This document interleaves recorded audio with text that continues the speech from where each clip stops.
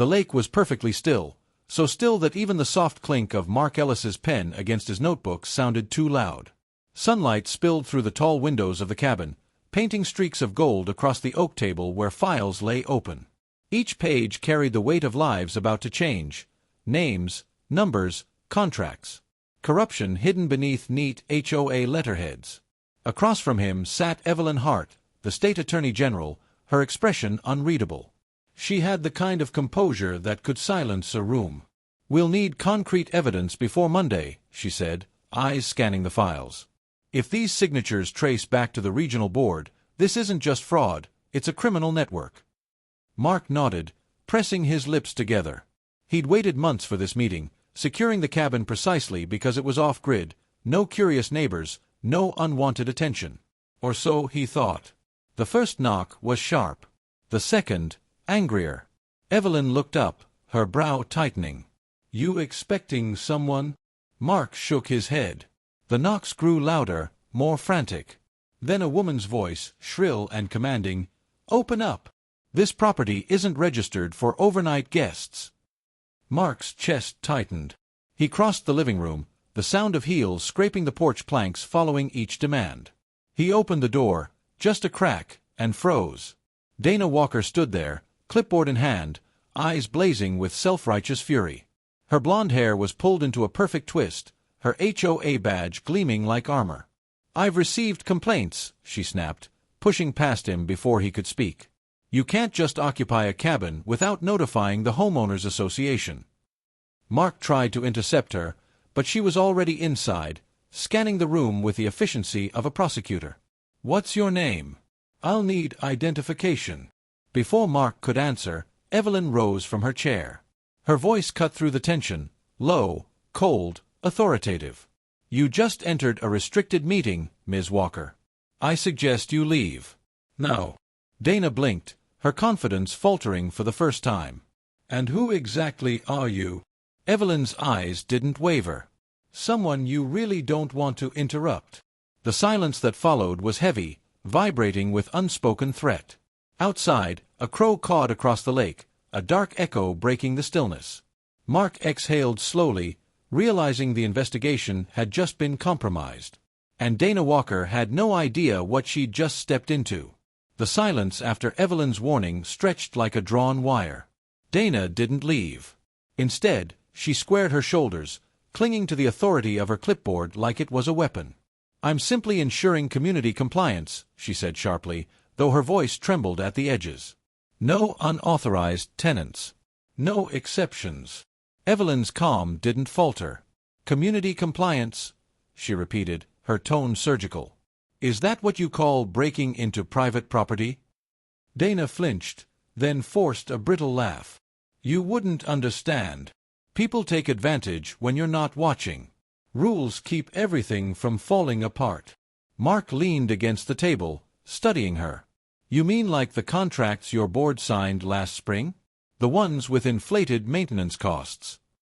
Her eyes flicked toward him, widening for just a heartbeat, then narrowing again.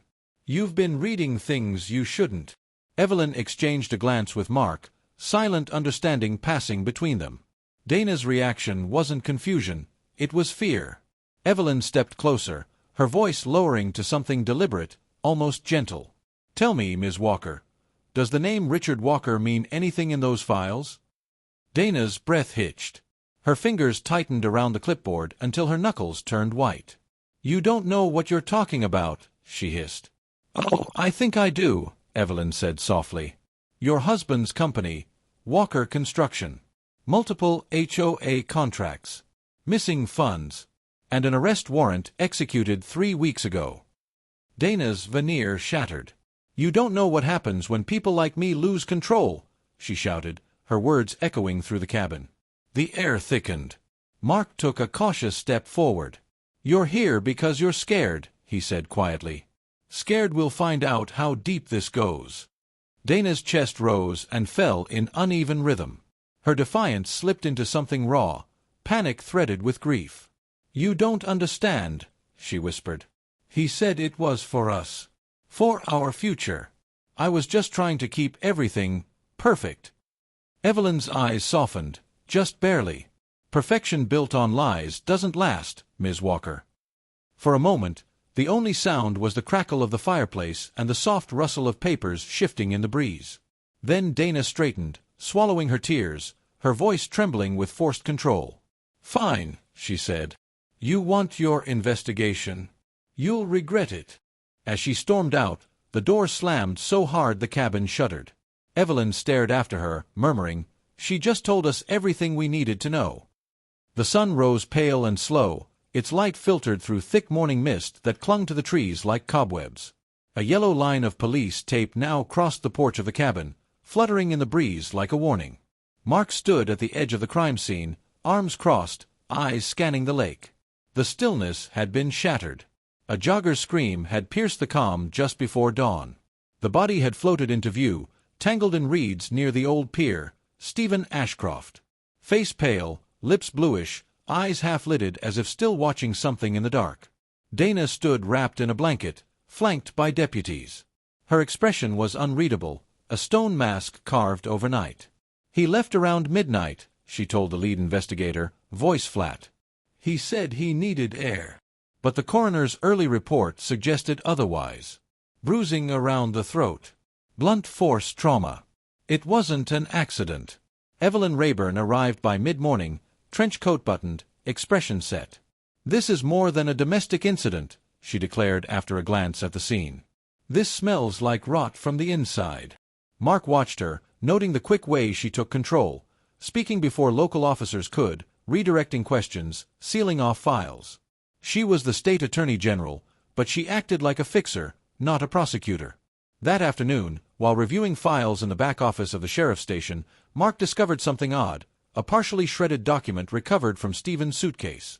When pieced together, it revealed his signature on a shell company tied to the same accounts the state had been investigating for embezzlement. Dana claimed ignorance. Stephen kept his business locked tight. "He never told me anything." But something about her tone made Mark hesitate. That night, he found Evelyn in the motel bar, sipping a glass of red. "You came fast," he said. She looked up. "Too fast for your comfort." "I'm wondering if you're here to protect justice," he replied, "or bury it." Evelyn smiled, but her eyes didn't. "Depends on what we find next." Outside, the fog thickened, curling low over the lake, like it was hiding something deeper still. The windowless interrogation room was lit by a single overhead bulb, casting harsh shadows on Dana's pale face. Evelyn sat across from her, calm, methodical, her questions precise, delivered with the practiced rhythm of someone who knew how to draw blood without ever raising her voice. "You were in the cabin after midnight," Evelyn said, flipping through her notes. "Why?" Dana hesitated. Her fingers fidgeted with the edge of her sleeve, eyes flicking to the mirror, knowing Mark was behind it, watching. "Stephen told me once, if anything ever happened, there'd be papers. Hidden under the floorboards. So you broke in." Dana nodded. "I thought if I destroyed them, I could protect us." "Him?" "I didn't know what was in them, just that he was scared. And when I found them, it was worse than I imagined." "But you didn't kill him?" "No," Dana whispered. "I swear. I found the documents. Then I left. Alive." She leaned forward, voice low, trembling. "If I didn't do it, then who did?" Later, Mark reviewed the evidence again, trying to untangle the threads. That same torn document, once thought to be Stephen's secret, now revealed a more troubling detail, Evelyn's fingerprints, smudged across the edge. Had she handled it during collection? Or before? He confronted her quietly in the hallway, but she brushed it off. Chain of custody's never perfect. Don't start chasing ghosts.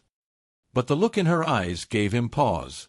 In a case where every truth had layers, Mark began to wonder if the real crime was buried beneath the official version, carefully hidden by the people meant to expose it. Weeks passed. Headlines faded. The cabin, stripped of tape and memory, had been quietly sold. Redevelopment was the word, as if that could cleanse it. Evelyn's name rose, unscathed, in political circles. The case was closed. Mark stood alone on the dock, the lake glassy beneath a washed-out sky.